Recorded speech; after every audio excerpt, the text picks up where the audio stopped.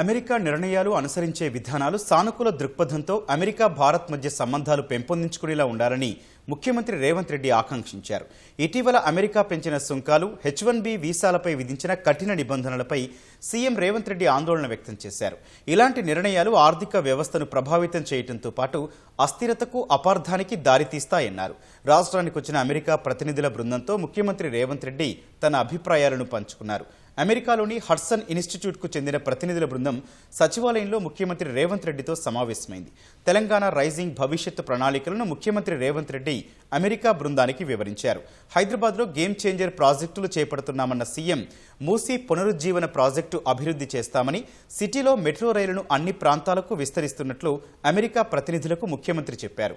Bharat future సిటీలో America పరిశ్రమల భాగస్వామ్యాన్ని, మద్దతును ఆహ్వానిస్తున్నామన్నారు. హైదరాబాద్ కంపెనీలు ప్రపంచవ్యాప్తంగా కోవిడ్ వ్యాక్సిన్లలో ప్రధాన వాటాను సరఫరా చేశాయని, స్వదేశీ కంపెనీలను మరింతగా పెంపొందించడానికి ప్రయత్నాలు కొనసాగుతున్నాయని మంత్రి శ్రీధర్ బాబు చెప్పారు.